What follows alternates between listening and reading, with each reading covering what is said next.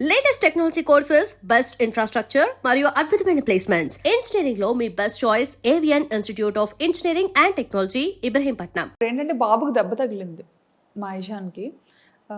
వాడు ఏంటంటే నేను పాపని రెడీ చేస్తున్న టైంలో సోఫాలో కూర్చొని పాపకి జడేస్తున్న టైంలో చాలా చిన్నగా ఉండేవాడు అనమాట. Covid time. కోవిడ్ వల్ల తగిలేసిందని అనుకోవచ్చు. ఇంకా ఎలా అంటే మామూలుగా పిల్లలతో ఉండేటప్పుడు మాకు అలవాటు ఏంటంటే ఇంటి పట్టున ఉండడం అలవాట్లేదు. నా దగ్గర నాకు ఒక అంతటా కాలు ఆడవు. ఓ దగ్గర కూర్చోవడం అంటే నా పని కాదు. సో పిల్లలతో పాటే ఎప్పుడు ప్లే గ్రౌండ్ లో ఉండేవాళ్ళం. మా కమ్యూనిటీలో ఒక ప్రైవేట్ ప్లే ఏరియా ఉండేది. సో 24 గంటలు అక్కడే ఉండేవాళ్ళం అనమాట. ఓన్లీ తినడానికి, పడుకోవడానికి ఇంటికి వచ్చేవాళ్ళం. సో అక్కడే ఉండేవాళ్ళం. చాలా బాగుండేది. అలా ఆడించుకోండి. బాబుకి ఆట అలవాటు అయిపోయింది బాగా. పాప ఏంటంటే ఉంటే ఆడుతుంది, లేదంటే కామ్గా ఉంటుంది. ఆడపిల్ల ఎలా ఉండాలో అలా ఉంటుంది. కానీ బాబు అలా కాదు, ఆటకు బాగా అలవాటు అయిపోయాడు అనమాట. ప్లే ఏరియాలో జంపింగ్ కానీ చాలా యాక్టివిటీస్ చేస్తూ అలవాటు అయిపోయాడు అప్పటి వరకు. సో ఆ కోవిడ్ టైంలో ఏంటంటే ఇంకా సడన్గా రెస్ట్రిక్షన్స్ రావడం, ఇంకా పార్క్ని కొంచెం క్లోజ్ చేయడం, అసలు కూర్చోడానికి కూడా ఏం లేకపోవడం, అసలు కిందకి అలో చేసేవారు కాదనమాట. వాడికి ఏంటంటే ఆట అలవాటు అయిపోయి ఇంట్లో ఆడుకోవడానికి అవ్వక, మగపిల్లలు అంటే ఆబ్వియస్లీ అన్నీ ఎక్కి జంప్ చేయడం అలాంటివన్నీ చేస్తుంటారు కదా. సో పాపకి నేను రెడీ చేస్తున్న టైంలో నా సోఫా వెనక నుంచి పైకి వెళ్ళి సోఫా పై నుంచి కిందకి దూకాడు. పక్కన కార్నర్లో వైఫై టేబుల్ ఒకటి ఉంటుంది అనమాట. కార్నర్ టేబుల్ అది షార్ప్గా ఉండేది. చిన్న రౌండ్ టేబులే. అసలు ఆ టేబుల్ తగులుతుందని కూడా ఎవరో అనుకోం. అక్కడి నుంచి పైన స్లిప్ అయిపోయాడో తెలియదు. అంటే నా బ్యాక్ సైడ్ ఉన్నాడు కదా, వాడు స్లిప్ అయిపోయాడో తెలియదు, అలా పడిపోయాడో తెలీదు. పడిపోగానే ఇంకా ముక్కు ఇలా కట్ అయిపోయింది అనమాట. ఇలా కట్ అయిపోయి ఇంక ఇలా ఇలా వచ్చింది ముందుకి. అమ్మో.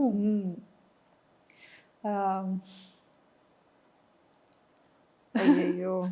ఇప్పుడంతా చాలా మంచిగా రికవరీ అయ్యాడు, మంచిగా సెట్ అయ్యాడు. ఆ టైంలో చాలా పాపం బాగా వరి అయి ఉంటారు. అంటే ఆ పాపతో ఎప్పుడు నాకు దెబ్బలు తెలీదు, అది ఫస్ట్ టైం. అప్పుడు చాలా భయపడ్డాం. సో అలా బాబుకి ఇదైంది. సో ఆ టైంలో కొంచెం బాగా భయపడిపోయి ఇంకా అమ్మో ఏమైపోతుందో అని చాలా భయపడ్డాం అనమాట. భయపడి ఇంక వెంటనే పట్టుకొని పరిగెత్తాం బాబుని. పట్టుకొని పరిగెట్టే టైంలో, ఆ టైంలో ట్యాక్సీస్ కూడా దొరకడం చాలా కష్టం. అంటే కర్ఫ్యూ లాగా మనకి ఎలా ఇక్కడ పెట్టారో అక్కడ కూడా కొన్ని టైమింగ్స్లోనే బయటకి ఎలో చేసేవారు. సో మనకి పబ్లిక్ ట్రాన్స్పోర్ట్ కూడా చాలా తక్కువ అన్నమాట. ఇంకా యాక్చువల్లీ చాలా సెన్సిటివ్ అసలు దుమ్ము ఇదంతా. తన బ్రీత్ ఎలా చేయగలిగాడు ఏమో మరి. ఇంకా ఒక 2 నిమిషాలు ఏడ్చాడు అంతే. ఆ తర్వాత వెంటనే ఆపేశాడు అనమాట. మరి అదంతా ఏమైందో ఏమో తెలియదు కానీ ఇంకా బ్లడ్ మాత్రం అసలు ఆగలేదు. ఫుల్ బ్లీడ్ అవుతుంది. ఇంకా భుజం మీద వేసుకొని ఇంకా ఆయనకు కూడా గూగుల్ ఇంటర్వ్యూ అవుతుంది అనమాట. ఇంకా మధ్యలోనే ఆపేసి వచ్చేసారనమాట. పరిగెత్తుకొని ఇంకా వెళ్ళాం. పాపను మాత్రం ఇంట్లో వదిలేసి వెళ్ళిపోయాం అనమాట. ఫస్ట్ టైం పాపను ఒక్కదాన్ని అలా ఇంట్లో వదిలేయడం. అంటే బయట అసలు ఎలా ఉంటుంది ఏంటి, కోవిడ్ కదా బాగా ఎక్కువ ఉండేది. సో పాపకు మళ్ళీ ఏమైనా ఇన్ఫెక్ట్ అవుతుందేమో అని భయం. సో అలా ఎత్తుకొని రోడ్డు మీద పరిగెడుతుంటుంటే ట్యాక్సీ కోసం, అంటే ఈ లోపు ఏమవుతుందా అన్న టెన్షన్తో ఇంకా పరిగెడుతూనే ఉన్నాం ఎక్కడ ఆగకుండా.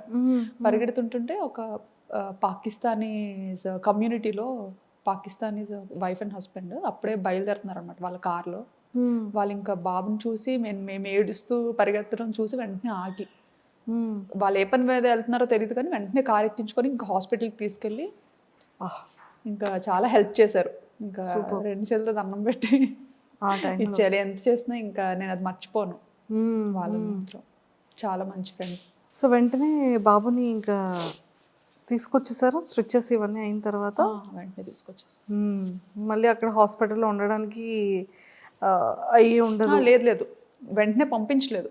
హాస్పిటల్కి తీసుకెళ్ళాము. అక్కడ కొంచెం లేట్ చేశారనమాట. ఎందుకంటే ఎమర్జెన్సీ వార్డులో పెట్టి కోవిడ్ టెస్ట్లు 3కి చేసి అప్పుడు ఎలో చేసి బాబుని ఆ నైట్ అయితే ఇంకా ఉండిపోవాలి అని చెప్తే అక్కడే ఇంకా హాస్పిటల్లో స్టూడియో రూమ్ తీసుకొని బాబుతో పాటు నేను ఉంటే ఈయన పాప దగ్గరికి వెళ్ళి ఉన్నారనమాట. నెక్స్ట్ డే మార్నింగ్ ఎర్లీగా స్టార్ట్ చేశారు ట్రీట్మెంట్. ఓ అప్పటి వరకు అలానే ఉన్నాడు.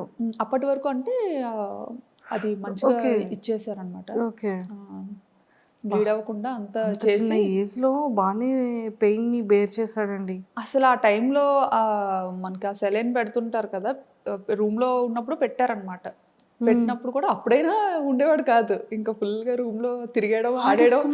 అసలు ఎలా పట్టుకొని ఉండాలి అసలు, ఇది ఇక్కడ బ్లీడింగ్ ఆపడానికి అని చెప్పి పెట్టారు.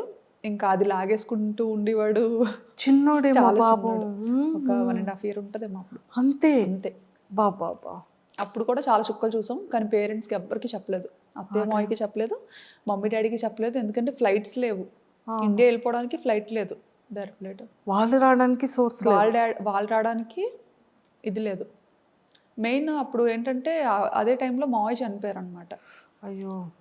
ఆ డిప్రెషన్లో కొంచెం అప్పటికి బాగా డిస్టర్బ్ అయి ఉన్నాం ఇద్దరం. ఆ టైంలో ఫ్లైట్స్ లేకపోవడం, అప్పటికప్పుడు చూడడానికి కూడా అవ్వలేదు, ఇండియా వెళ్ళడం అవ్వలేదు. చూసారా, లైఫ్ అనేది అంత సింపుల్ కాదు. అదే ఈ అప్ అండ్ డౌన్స్ చాలా చూసారు మీరు. అవును, చాలా చూసాం కదా.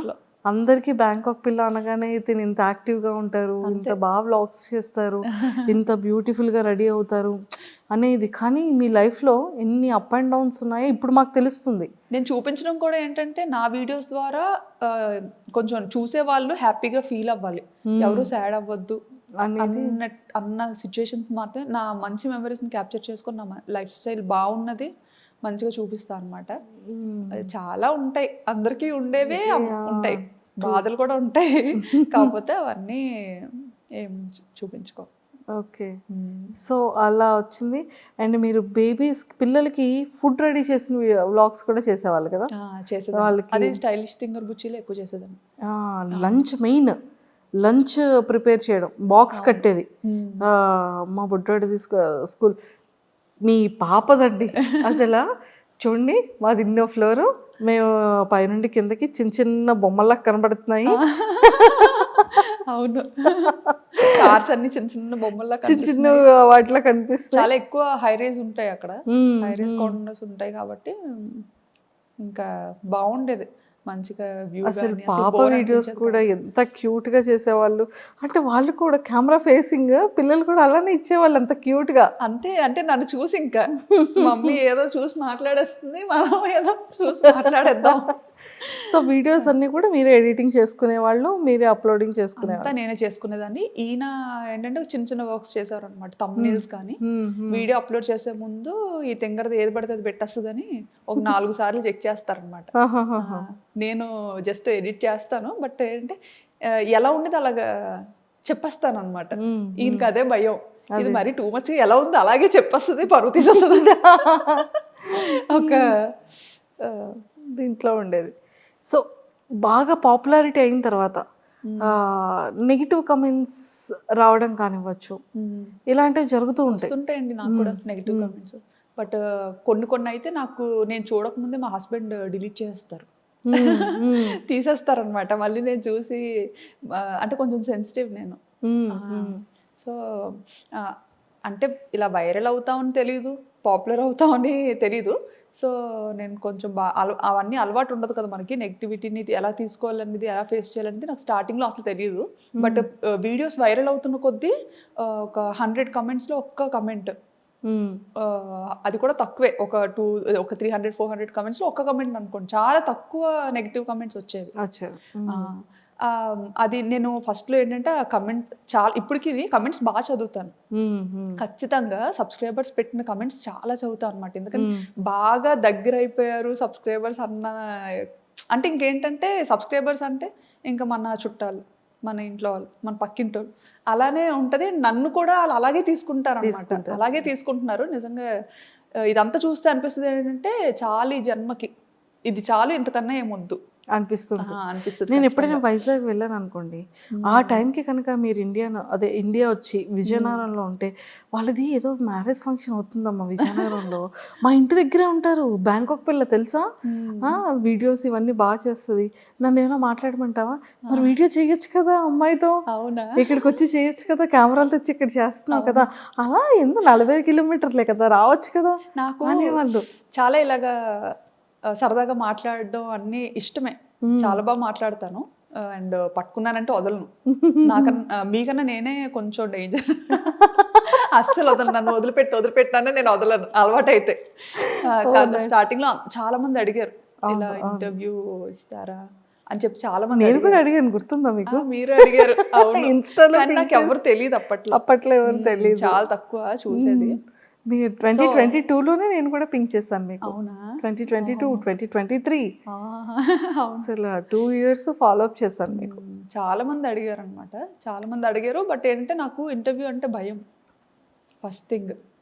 ఎందుకంటే చూసారా ఇప్పుడు ఇలా కట్టి కూర్చోబెట్టారు నన్ను ఇక్కడ, ఎటు తిరగడం అవ్వట్లేదు నాకు. అయ్యో, ముందే మాకు తెలుసు నుండి శుభ్రంగా నడిపించేసి చేసేసే వాళ్ళు. నేను పరిగెత్తించేస్తాను.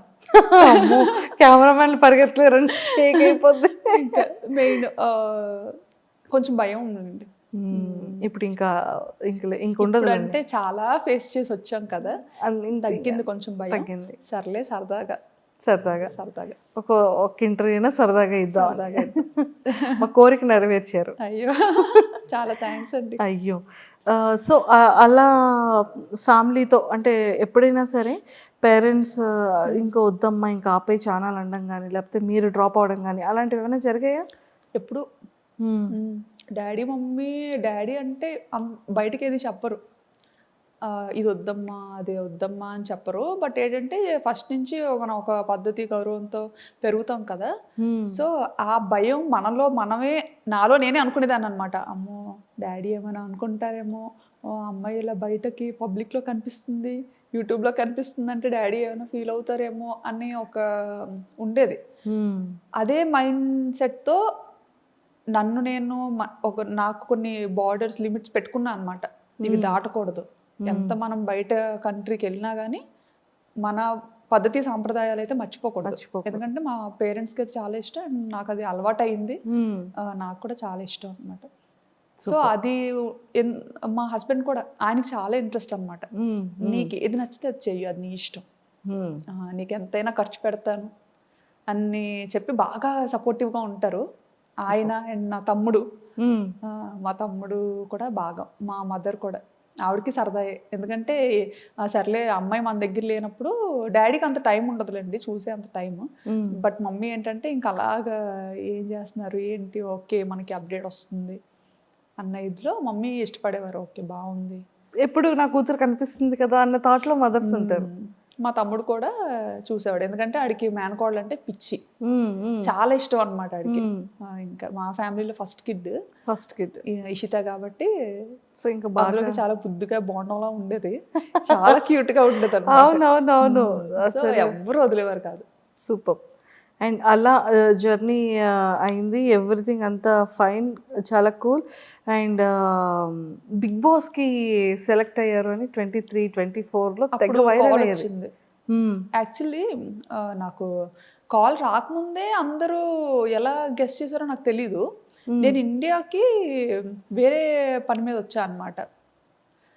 హాలిడే టైం మాకు అప్పుడు, ఈ జూలై ఆగస్ట్ ఆ టైంలో మనకి హాలిడేస్ ఇస్తారు పిల్లలకి అక్కడ. సో ఆ టైంలో ఇంకా ఇటు వచ్చాము. అప్పటికే మేమేంటంటే ఒక హౌస్ వెకేట్ చేసి వచ్చామన్నమాట. ఇంకా అక్కడ కొన్ని ఇష్యూస్, అంటే వంట చేశానని చెప్పి ఏవో, ఆ వీడియో కూడా చూసాను. ఇంకా చిన్నది ఏమైనా అనిపించిందంటే వెంటనే అక్కడ వెకేట్ చేశారు. మీరు ఆపోజిట్ బిల్డింగ్ లోనే తీసుకున్నారు కదా? ఆపోజిట్ కాదు, వచ్చేసిన తర్వాత ఇంక ఇక్కడ నుండే కొండల్స్ని చూసుకొని వేరే కమ్యూనిటీకి వెళ్ళిపోయాం అనమాట. మన ఇండియన్ వంటకాలని ఎవరైతే రెస్ట్రిక్ట్ చేయరో అలాంటి కమ్యూనిటీకి వెళ్ళాము. ఓకే ఓకే ఓకే, అలాంటి కమ్యూనిటీకి వెళ్ళాం. పిల్లలకు కూడా ఆడుకోవడానికి ఉండాలి కదా అన్న థాట్తో. యూజువల్గా ఇండియన్ కమ్యూనిటీలో ఎప్పుడు ఉండలేదు. రీసెంట్ గా ఒక 2 years అయిందనమాట ఇండియన్ కమ్యూనిటీకి వెళ్ళి. సర్లే ఎలా ఉంటుందో ఒకసారి చూద్దాం ఎక్కువ మంది మన తెలుగు వాళ్ళు కూడా కొంతమంది ఉంటారు అక్కడ. మ్మ్. పిల్లలు కూడా ఉంటారు అండ్ వాళ్ళకి ఆడుకోవడానికి చాలా బాగుంటది అని విన్నాను. మ్మ్. విన్న తర్వాత సర్లే చూద్దాం, ఒక 1 year వెళ్దాము, ఎలా ఉంటుందో చూసి బాగుంటే ఉండొచ్చు, లేకపోతే బయటకు వచ్చేయచ్చు అని చెప్పి ఇంకా సెట్ అయింది. అంతవరకు మేము బయటే ఉండేవాళ్ళం, సిటీలోనే ఉండేవాళ్ళం, అందరికీ దూరంగా ఉండేవాళ్ళం. ఓన్లీ మా ఫ్యామిలీ అంటే ఒక కమ్యూనిటీలో ఉన్నామంటే అందులో తెలుగు పీపుల్ మేమే ఉండేవాళ్ళం. మ్మ్. మిగతా వాళ్ళందరూ థాయిస్ అండ్ ఫారినర్స్ ఉండేవాళ్ళు. మా బాబాయ్ అసలు టాస్క్ మీద టాస్క్ మీద కానీ ఇండియన్ కమ్యూనిటీకి వెళ్ళిన తర్వాత నేను ఇండియాలో ఉన్నానా నేను థాయిలాండ్లో ఉన్నానా తెలియట్లేదు. తెలియట్లేదు. అమ్మయ్య ఇప్పుడు బాగుంది అయితే. ఇప్పుడు బాగుంది ఏంటి అంటే ఇండియా కమ్యూనిటీకి వెళ్ళాక. ఇండియన్ కమ్యూనిటీకి వెళ్ళాక అంటే నాకు బ్లాగింగ్కి చాలా డిఫికల్ట్ అవుతుంది అనమాట. నేను సిటీలో ఉండే టైంలో ఏంటంటే నాకు థాట్స్ చాలా డిఫరెంట్గా వచ్చేవి.